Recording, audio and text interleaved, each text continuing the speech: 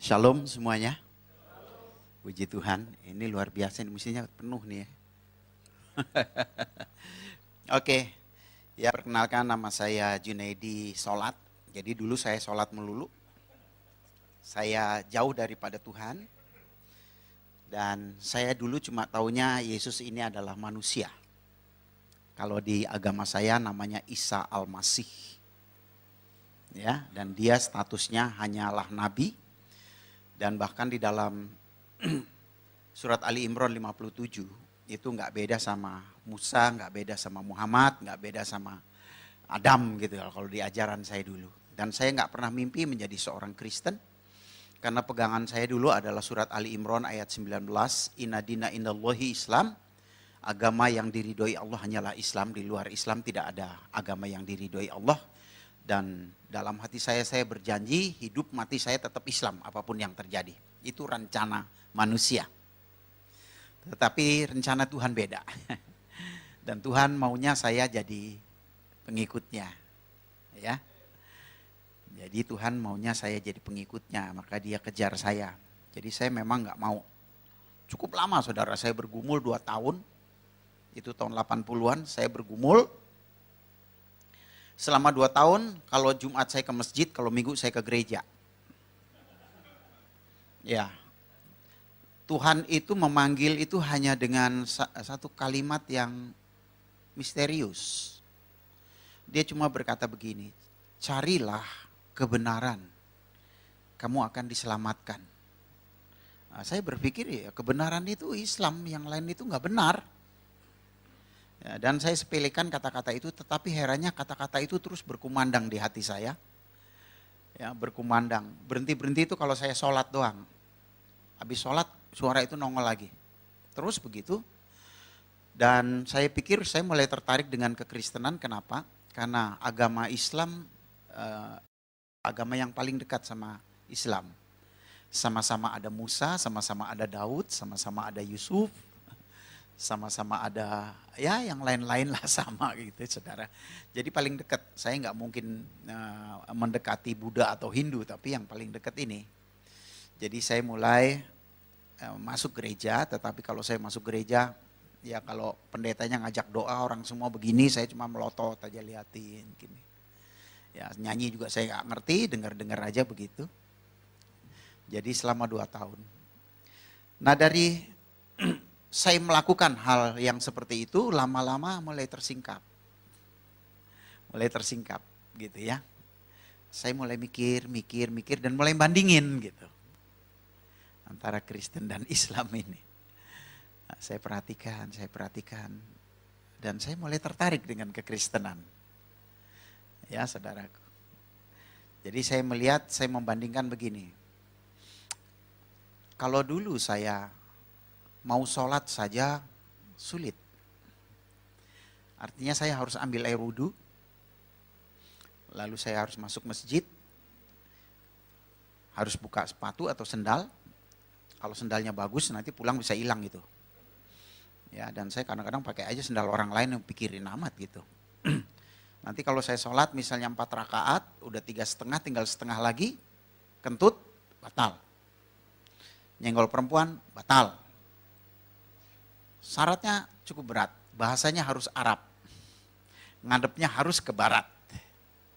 Nah, saya lihat orang Kristen kok masuk gereja ada yang pakai sendal, ada yang pakai sepatu, ya, lalu ada yang mandi, ada yang nggak mandi, gitu. Ya nyanyi sambil kentut nggak apa-apa, gitu kan, ya, ngadepnya boleh kemana aja. Nah, saya ambil kesimpulan kok Kristen gampang ya. Lalu nggak tahu kenapa pikiran saya berpikir ya Allah itu kan maha pengasih dan penyayang. Kalau saya kan dulu mau makan, mau berbuat sesuatu selalu membaca Bismillahirrahmanirrahim. Yang artinya kita mengakui bahwa Allah itu maha pengasih dan penyayang. Kalau Allah itu sifatnya pengasih dan penyayang pasti nggak nyusahin gitu. Dan saya lihat Allah yang nggak nyusahin itu di Kristen. Nah di situ saya mulai tertarik. Ya. Nah akhirnya saya mulai mengerti dua-duanya apa itu Kristen, apa itu Islam. Tapi untuk mengambil keputusan nggak mudah. Kenapa? Ya saya pasti akan kehilangan keluarga. Saya pasti akan dimusuhin teman-teman. Masjid saya itu cuma, ya ini rumah saya depan sana, 3 rumah saja sudah masjid. Tempat saya suka beribadah. Ya, apa jadinya kalau mereka tahu saya jadi Kristen? Ya, belum lagi bapak ibu saya dan kakek saya itu namanya Kiai Haji Abdul Ghani, punya pesantren terbesar di Lampung. Ya bisa bayangin situasi saya ya seperti itu. Dan saya takut sekali untuk menjadi Kristen meskipun saya sudah mulai mengerti dan ada keinginan. Lalu saya sempat juga berpikir, apa jadi orang Kristen diem-diem aja gitu ya. Kalau perlu nanti ngomong sama pendetanya, dibaptisnya di kamar mandi gitu. Terus jangan ada yang tahu gitu, satu orang pun gitu ya. Pokoknya hubungannya pribadilah sama Tuhan begitu. Itu saking takutnya gitu. Namun satu hal yang aneh itu adalah dalam satu momen saya harus menyelesaikan 3 lagu di daerah Roxy. Lalu di tengah jalan itu saya bawa mobil, saya ngomong aja begitu. Yesus engkau itu Tuhan atau bukan gitu. Saya ini bingung. Mau jadi Kristen saya takut, mau jadi Islam kok kayaknya saya udah gak kepengen gitu.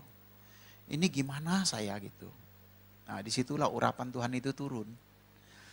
Saya dijamah dan menangis sejadi-jadinya. Kalau ditanya nangis kenapa saya juga gak tahu. Ya, tetapi saya merasakan ada pelukan yang penuh kasih gitu. Yang berkata di hati saya, ya seperti Allah itu seperti dia, Tuhan itu seperti menemukan anak yang hilang gitu. Nah, lalu saya dijamah dan di situ saya mendengar dia berkata, akulah Yesus Tuhan dan Juru Selamat dunia, kalau kamu tidak percaya kamu mati, katanya gitu. Jadi karena saya takut mati, ya saya terima. Karena saya pikir kalau saya tolak nyawa saya dibetot gitu. Jadi saya terima, iya Yesus tolong saya percaya gitu. Nah habis saya ngomong begitu tuh seperti ada beban yang lepas gitu. Ya rasanya lega banget. Dan yang paling ajaib adalah sejak saat itu saya nggak takut kehilangan apapun. Nggak takut kehilangan orang tua, nggak takut kehilangan teman-teman, nggak takut bersaksi, sampai juga nggak takut mati. Makanya saya jadi Kristen tuh nekat banget memang bener. Ya, saya nginjil di mikrolet, saya ketemu haji gitu, rasanya pengen ngomong terus gitu, sama siapa aja. Nah tetapi memang saya percaya kalau bapak saya, keluarga saya tahu saya jadi Kristen, pasti saya dihakimi, nggak mungkin nggak. Nah di situ saya persiapkan diri saya, lalu saya kembali lagi belajar Al-Quran, hadis, saya pelajari, lalu puji Tuhan. Tuhan itu memberi waktu yang sangat baik. Ya, salah satu guru saya adalah yang saya sangat cintai itu Hamran Namri. Jadi kebetulan waktu itu rumahnya dekat rumah saya. Ya udah di situ kalau ada apa-apa tanya ya akhirnya saya jadi pinter. Ya. Dan betul saja satu kali orang keluarga saya dengar saya jadi Kristen lalu saya dipanggil dan saya dihakimi. Saya disidang gitu. Jadi ditanya, kenapa kamu jadi Kristen? Kamu itu bikin malu orang tua. Bapakmu ini dari kecil sampai tua segini, gak ada satupun keluarga yang Kristen. Kecuali kamu. Kamu itu udah gendeng, gila, apa-apa gitu. Ya saya jawab, saya jadi Kristen karena Muhammad yang nyuruh gitu. Ya karena saya udah belajar, saya tahu. Jawabnya, mesti begitu, baru nanti dia kan pasti cari tahu. Ya, saya bilang, kalau saya bilang saya jadi Kristen karena Yesus, bingung nanti dia, itu kan pengalaman pribadi. Tapi kalau karena Muhammad yang nyuruh, nah dia penasaran, ya suruh buktiin gitu. Oh, saya buktiin, saya bilang kita ini kalau sholat selalu baca ayat Al-Fatihah. Kalau 4 rakaat berarti 4 kali, kalau 2 rakaat ya 2 kali, kalau 3 rakaat ya 3 kali baca Al-Fatihah. Di baris keempat dan kelima dikatakan begini, iya kana budua iya kana stain, ihdina sirotol mustaqim. Kepadamu kami menyembah, kepadamu kami meminta pertolongan. Tunjukkanlah kami jalan yang lurus. Jadi minta petunjuk jalan yang lurus. Saya bilang saya dari kecil sampai seumur ini, kalau sholat selalu minta petunjuk jalan yang lurus. Padahal jalan yang lurus itu ada di dalam Al-Quran gitu. Di ayat mana katanya gitu. Saudara lihat, kiai aja nggak ngerti saudara. Ya, saya bilang di surat Az-Zukhruf ayat 61. Kayak apa bunyinya? Wa innahu la ilmu lisa'ati fala tamtaruna biha wattabi'uni hatsa sirata mustaqim. Sesungguhnya Isa Al-Masih benar-benar memberitahukan hari kiamat. Janganlah kamu ragu-ragu tentang hal itu, ikutlah kepadanya karena dialah jalan yang lurus. Jadi ya jalan yang lurus itu Isa Al-Masih saya bilang, bukan Muhammad. Saya bilang, kalau ada satu ayat aja Muhammad berkata, akulah jalan yang lurus, saya nggak mungkin ikut Isa Al-Masih, saya bilang. Gitu. Nah di situ debat lagi.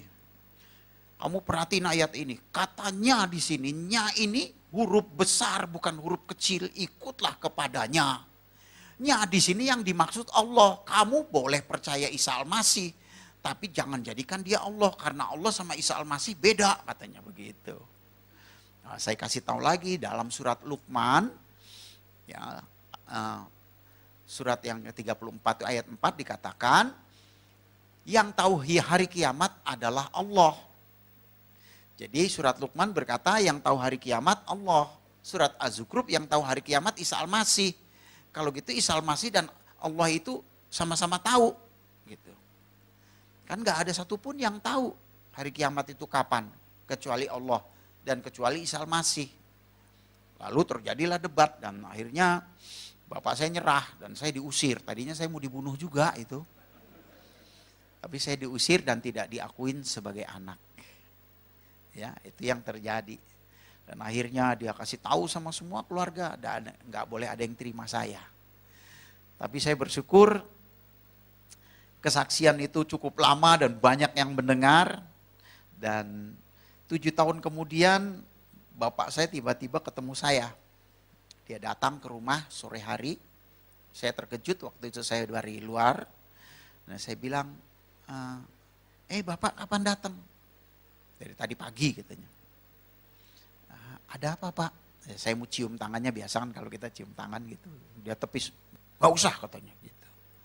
Terus saya bilang ada apa pak kesini? Mau ngomong katanya. Ngomong apa? Ngomongin agama katanya. Lo kan dulu udah, aku tambah bingung katanya gitu. Ya saya bilang ya jangan bingung-bingung pak. Saya bilang Yesus itu juru selamat, Isa Al-Masih itu juru selamat. Nabi banyak pak, tapi juru selamat cuma satu. Kalau nggak punya juru selamat gimana? Wah dia bongkar-bongkar lagi ayat dan kita akhirnya dialog. Sampai akhirnya dia bilang, gimana caranya jadi Kristen? Gitu. Saya bilang ya gampang lah pak jadi Kristen mah. Gimana panggil pendeta? Nggak usah, saya aja gitu. Ya Bapak ikutin doa saya, ikutin doa. Terus saya bilang, maaf ya Pak, aku boleh tumpang tangan di kepala. Ya boleh, silakan aja gitu. Tumpang tangan saya doakan dan dia terima Yesus saat itu. Dan dia menjadi Kristen. Dan saya bersyukur sejak saat itu keluarga saya satu persatu mulai menjadi orang percaya. Ya.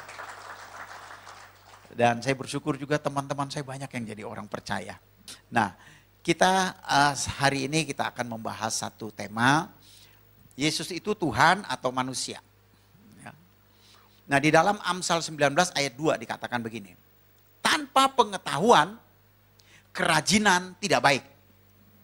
Orang yang tergesa-gesa bisa salah langkah. Ya, jadi sebagai orang Kristen harus punya pengetahuan. Ya, pengetahuan itu penting. Merupakan dasar. Ya.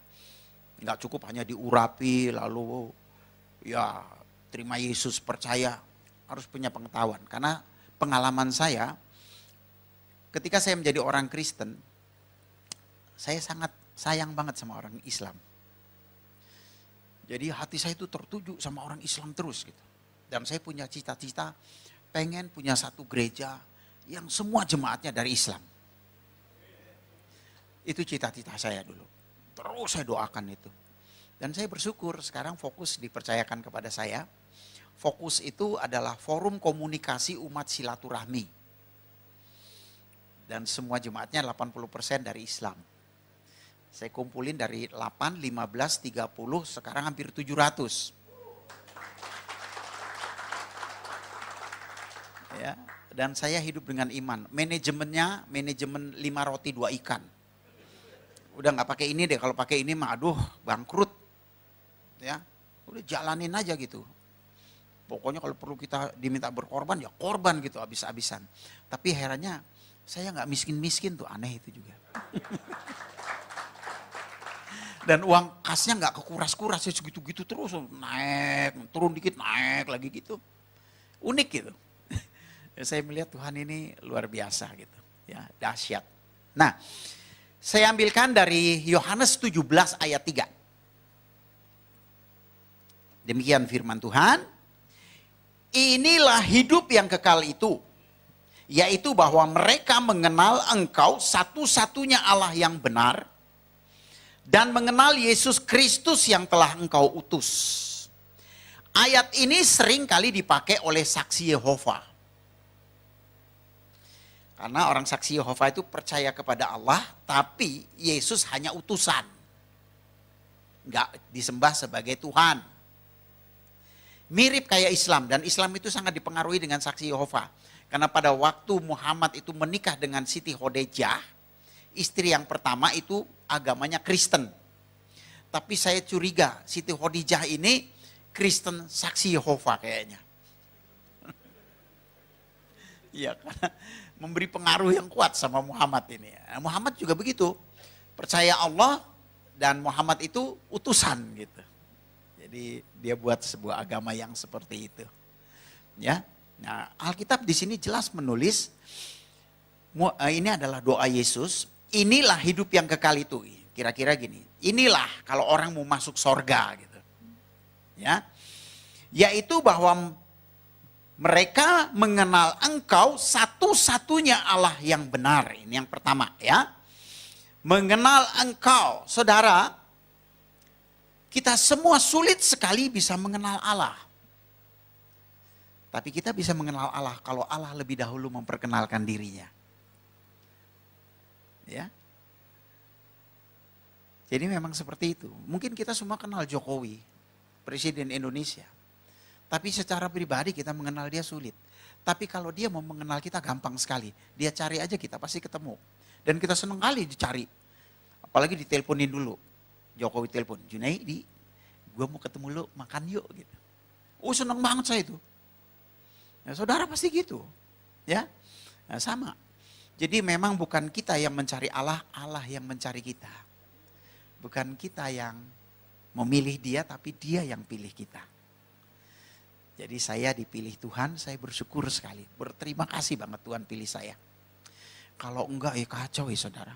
Saya bayangin kalau saya mati di Islam. Orang Islam tuh kalau mati dibikin permen saudara. Dipocongin, itu kayak permen itu kan. Ikat atas, ikat bawah. Telanjang bulat lagi. Udah gitu kepalanya dipeluntir ngadep ke Mekah. Karena kiblat mereka kan ke Mekah. Beda sama kita. Kalau kita mati pakai jas keren. Ngadepnya ke atas. Kan sorga di atas, masa di samping. Betul nggak?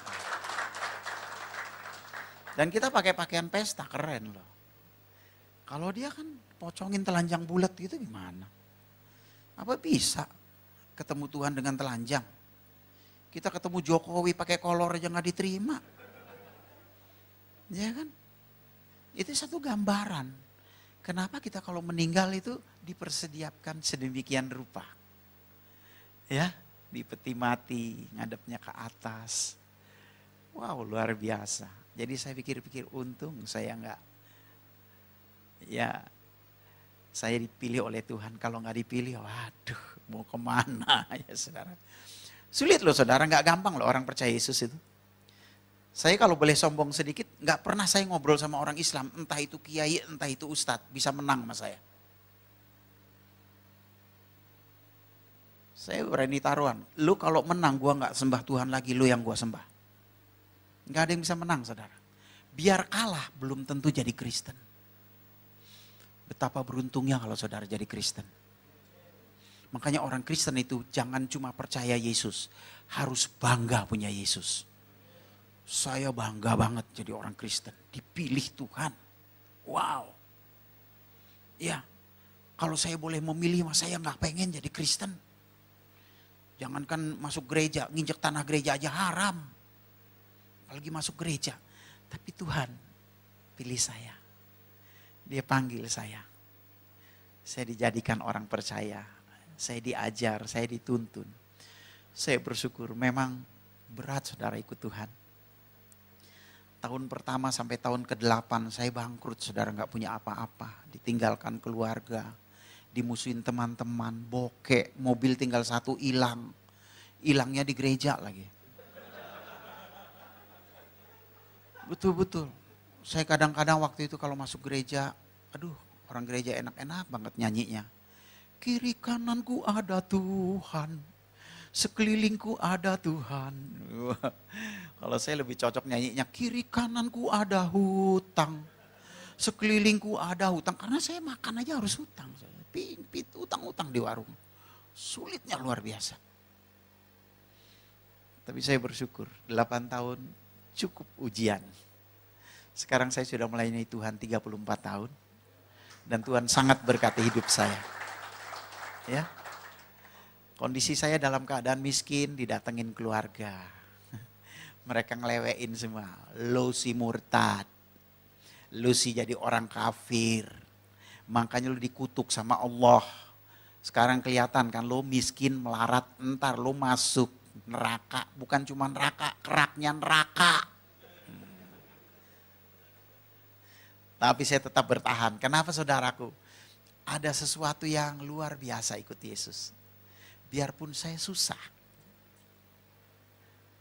Tapi iman saya nggak rontok gitu loh. Tetap aja. Bahkan banyak pujian di hati. Biarpun saya ngutang kiri kanan sulit gitu. Tapi damai sejahtera itu tetap ada. Tenang, damai. Dan punya iman yang sangat yakin punya masa depan yang baik. Dalam keadaan susah, melarat, ya begitu yang saya alami. Ya, sekarang saya sudah melayani Tuhan 34 tahun. Saya tidak kekurangan suatu apapun. Bahkan kalau boleh saya agak sedikit bermegah, tidak ada keluarga saya yang lebih kaya dari saya. Dalam materi, dalam banyak hal. Luar biasa ya. Karena bagi Tuhan itu gak ada yang mustahil. Asal kita setia saja, sungguh-sungguh pasti Tuhan buka jalan. Ya, banyak hal yang kita tidak mengerti dan Tuhan berikan itu. Nah, jadi kita harus mengenal Allah. Kekristenan bukan agama. Yesus datang ke dunia gak buat agama. Yesus datang ke dunia, kedua mencari orang berdosa, dan ketika orang itu menerima dia, orang itu menjadi bait Allah. Bait Roh Kudus. Jangan terjebak dalam keagamaan. Ya saudaraku, Yesus tidak pernah buat agama. Maka itu kalau kita nginjil, orang Islam suka bilang apa? Kristenisasi. Padahal bukan kristenisasi, selamatisasi. Karena kita tidak mengharapkan orang pindah agama kok.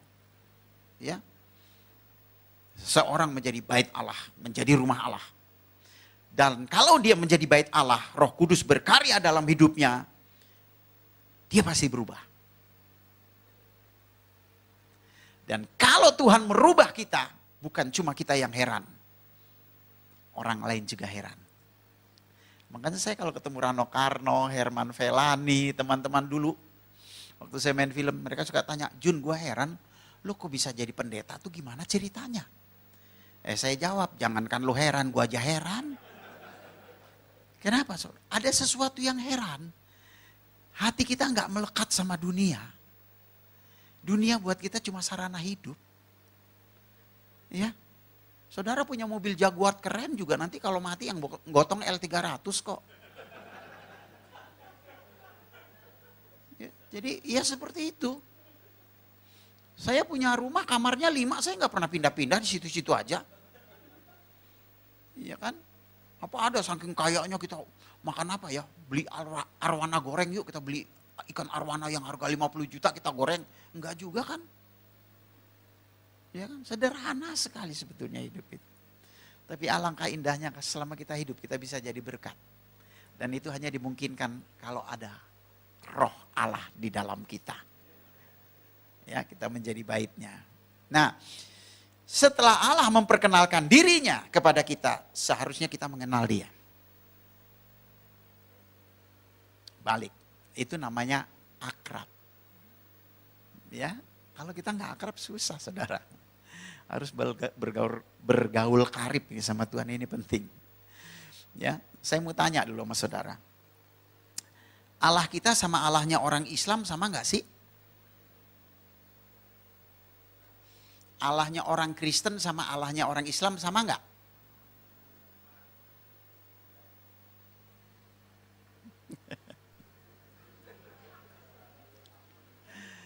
Kalau begitu masih banyak yang nggak kenal Allahnya nih.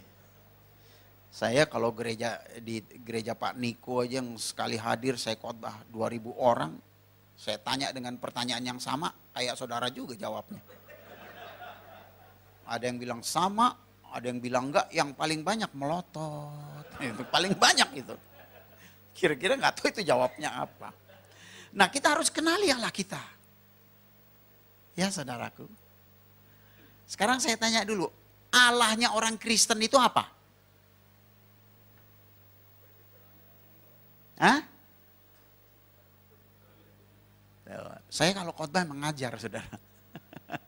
Supaya orang Kristen kuat, mantap, bangga sama Yesus.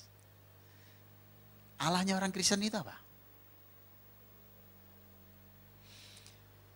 Saudara percaya nggak Alkitab firman Allah?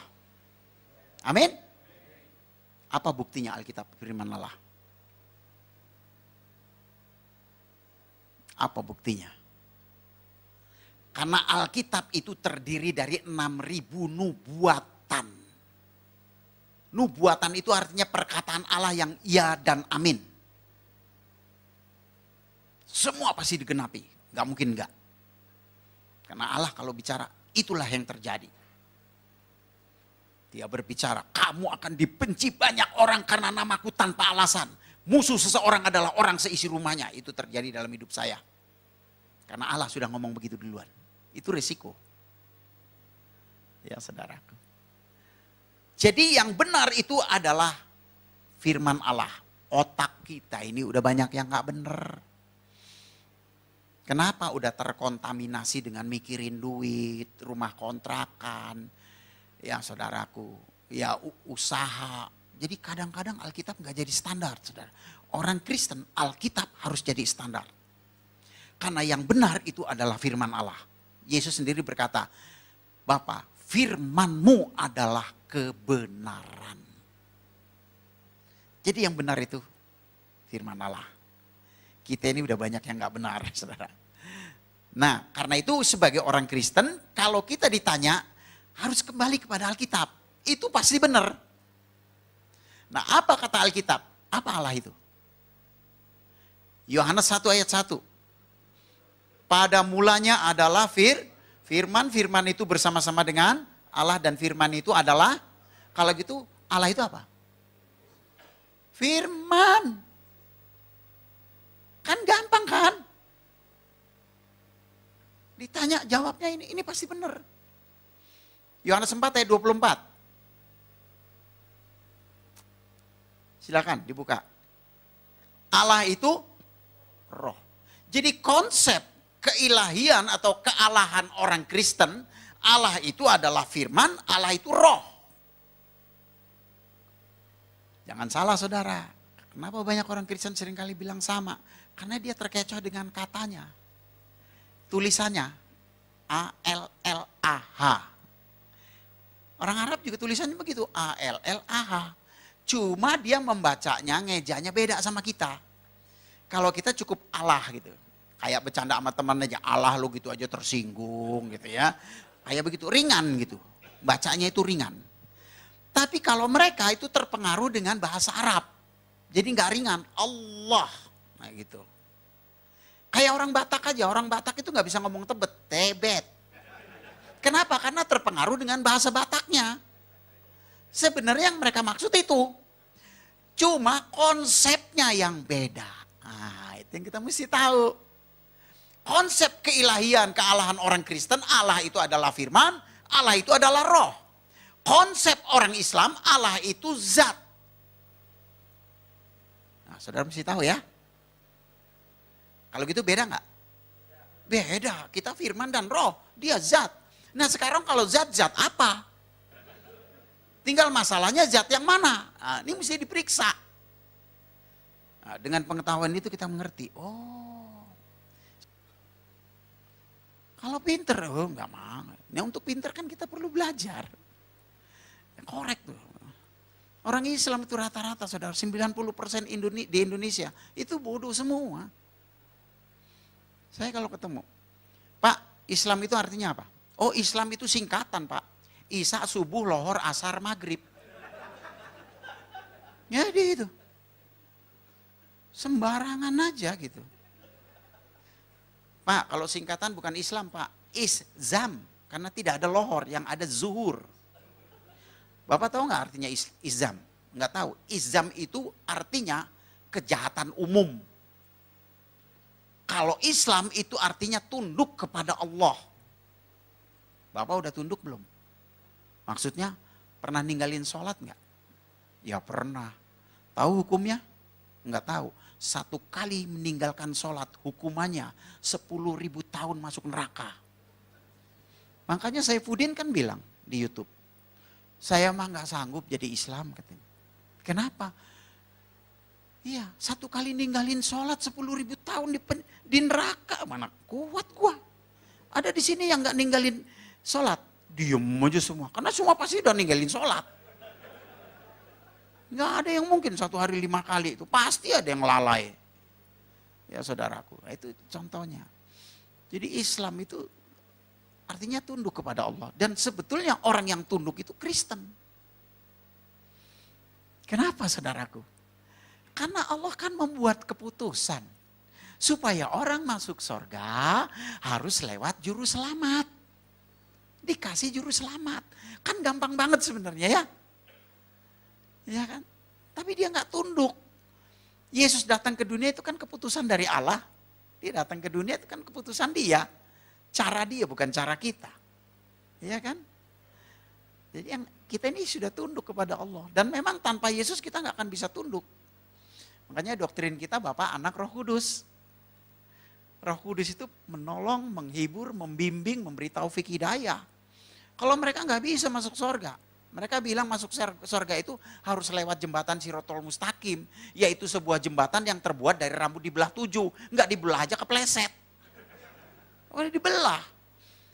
Orang Kristen, jangankan dibelah 7, dibelah 1000 tetap bisa ke surga. Kenapa? Karena ada Roh Kudus yang menolong. Tanpa Roh Kudus nggak bisa. Nggak bisa saudara, sulit. Ya, siapa di sini yang udah lahir baru nggak pernah jatuh? Pernah, semua jatuh. Dari perkataan, dari pikiran, dari jengkel segala macem, ngomongin orang, jatuh. Tapi kita ada Roh Kudus, biar jatuh nggak akan tergeletak, dituntun lagi, diingetin lagi. Itu hebatnya Roh Kudus. Ya, dia yang akan terus menolong kita sampai kita tiba di tempat Bapa di surga. Nah, Allah kita itu adalah firman, Allah kita itu adalah roh. Ya saudaraku, ini kita mesti ngerti. Kenali dia secara baik dan benar. Dan Allah kita itu sangat berotoritas untuk memilih. Dari mulanya ketika dia ingin menyatakan kasihnya, dia pilih sebuah bangsa namanya Israel. Betul nggak? Saudara percaya umat Israel pilihan Allah? Apa buktinya? Apa buktinya? Hah? Pertama, dalam Mazmur 147 ayat 19 dan 20. Di sana dikatakan Allah tidak pernah berbicara kepada bangsa lain. Hanya kepada Yakub, kepada Israel. Dan menyatakan hukumnya hanya kepada Israel. Artinya apa saudara? tidak ada nabi yang berasal dari luar Israel. Itu buktinya. Jadi kalau ada orang ngaku nabi bukan orang Israel, itu pasti palsu. Saya nggak nyindir, cuma nyinggung aja. Ya. Kriteria nabi yang pertama, bernubuat dan dinubuatkan. Muhammad apa yang dinubatin? Nggak ada, dia nggak pernah bernubuat, apalagi dinubuatkan. Yang kedua apa? Mujizat. Itu kriteria nabi. Muhammad apa mujizatnya? Kalau Yesus, banyak tertulis dalam Al-Quran. Ya, surat Al-Maidah 110, surat Ali Imran 49, mati bangkit, buta melek, lumpuh jalan, kusta tahir, tertulis. Kalau Muhammad satu ayat aja nggak ada. Makanya saya kalau ngomong sama Ustadz, Pak Ustadz, saya siap masuk Islam. Asal tunjukin satu ayat aja Muhammad bikin mujizat. Nggak usah bangkitin orang mati, bangkitin ayam mati aja tunjukin ke saya. Gua masuk Islam lagi. Gitu. Nah itu pentingnya pengetahuan saudaraku. Ya, makanya orang Kristen tuh jangan cuma taunya ya haleluya sama puji Tuhan. Saudara tahu cerita itu? Ya? Ada dua pemuda, senangnya naik kuda saudara. Hobi kuda. Satu kali yang satu beli kuda baru. Yang satu pengen nyoba. Dia bilang, wah keren banget kuda lo. Boleh gua coba? Silakan. Ya, mulai naik. Hus, hus, hus. Nih kuda diem aja. Kuda lo gue khususin kamu jalan deh. Ini kuda lain katanya. Cara jalannya gampang. Lu mesti bilang puji Tuhan. Lu bilang puji Tuhan dia pasti jalan. Makin teriak puji Tuhan makin kenceng dia. Terus berhentinya gimana? Haleluya. Oke deh katanya. Dia mulai. Puji Tuhan. Kelepek, bener lah jalan. Puji Tuhan. Kelepek. Puji Tuhan. Wah kenceng banget. Wih keren. Dia bilang puji Tuhan. Di depan ada jurang saudara. Dia kaget tuh. Dia teriak haleluya. Berhenti. Shoot. Puji Tuhan. Puas masuk. Orang Kristen mesti punya pengetahuan. Amin. Jangan cuma bilang haleluya puji Tuhan. Jadi yang pertama Israel umat pilihan yang pertama adalah tidak ada nabi yang berasal dari luar Israel. Yang kedua, umat Israel itu umat yang paling pinter. Siapa yang bikin listrik? Israel. Siapa yang bikin pesawat? Israel. Siapa yang bikin komputer? Israel. Siapa yang bikin telepon? Israel. Siapa yang menemukan ilmu kedokteran? Israel. Siapa yang bikin mesin jahit? Israel. Siapa yang bikin mesin diesel? Israel. Itu yang canggih-canggih itu Israel, saudara. Arab bikin apa? Obat kuat.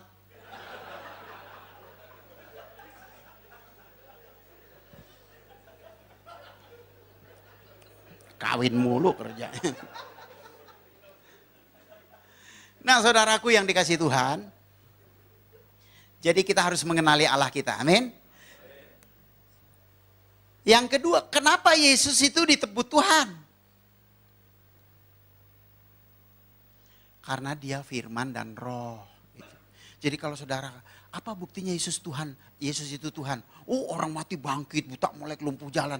Enggak, itu cuma kenabian, itu utusan. Tugas utusan, tugas nabi.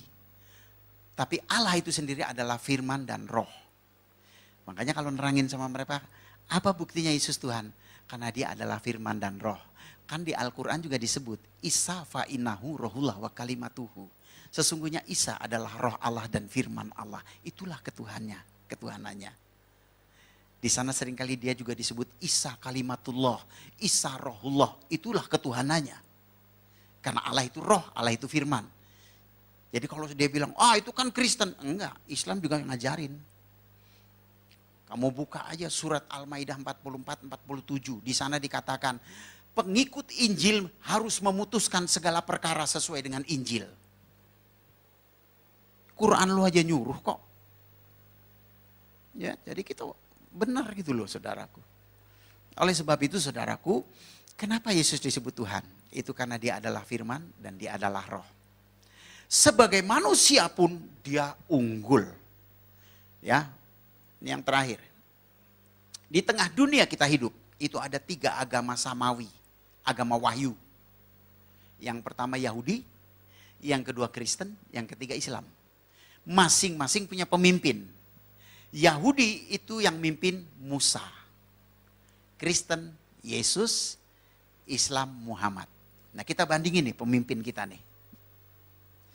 Musa, pertama dia lahir bayi dibantai.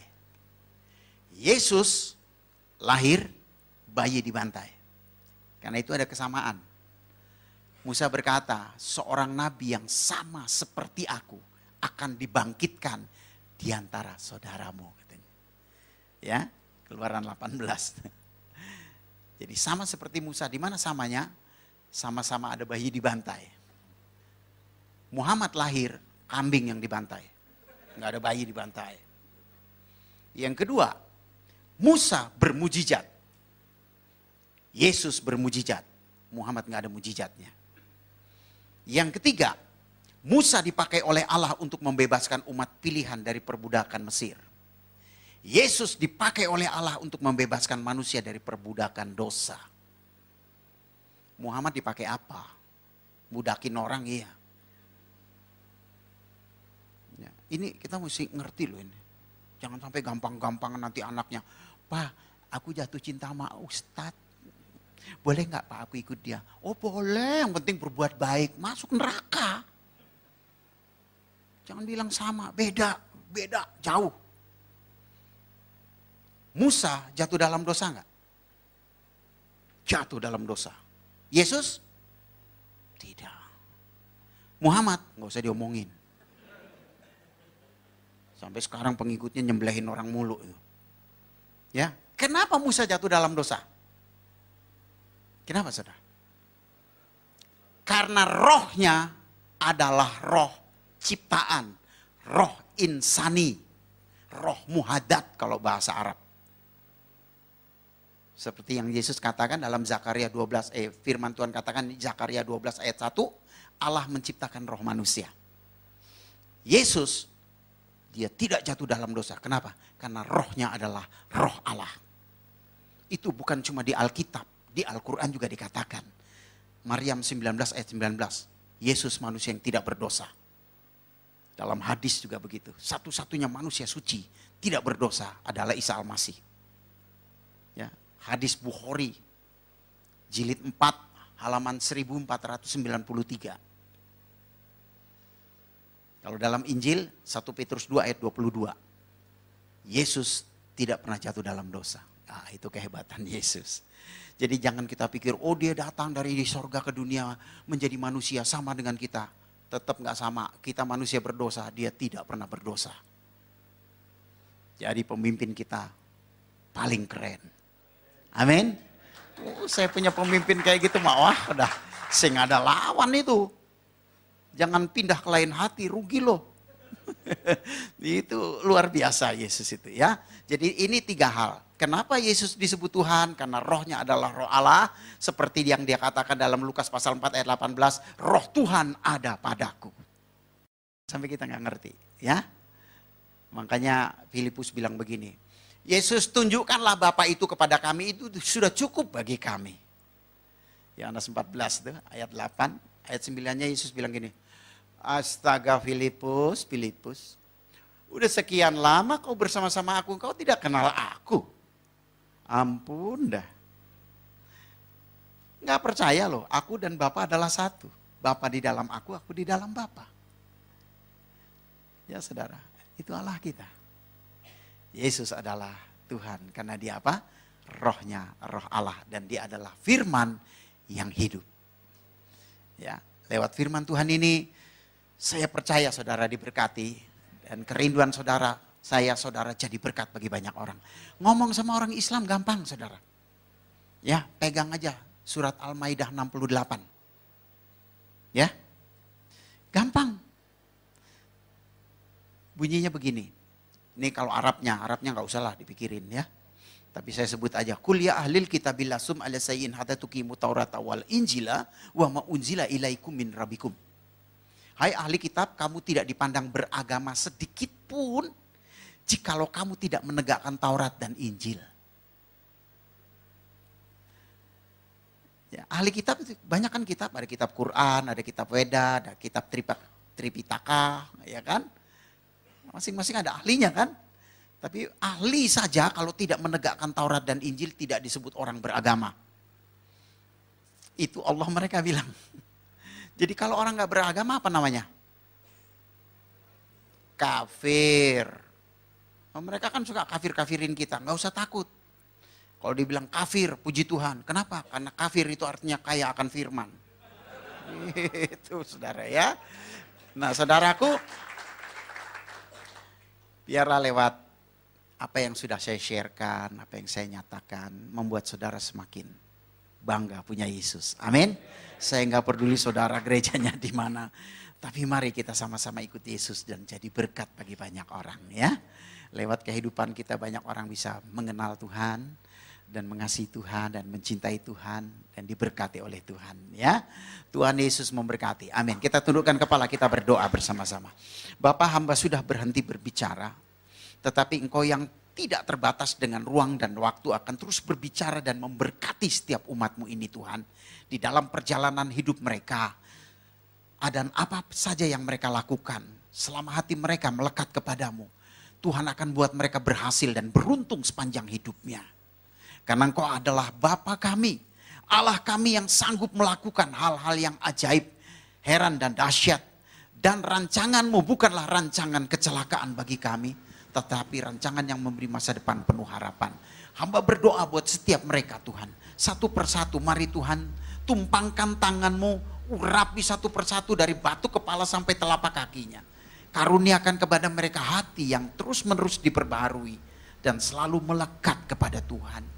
Karuniakan segala karunia yang mereka butuhkan di dalam pengiringan mereka kepada Tuhan.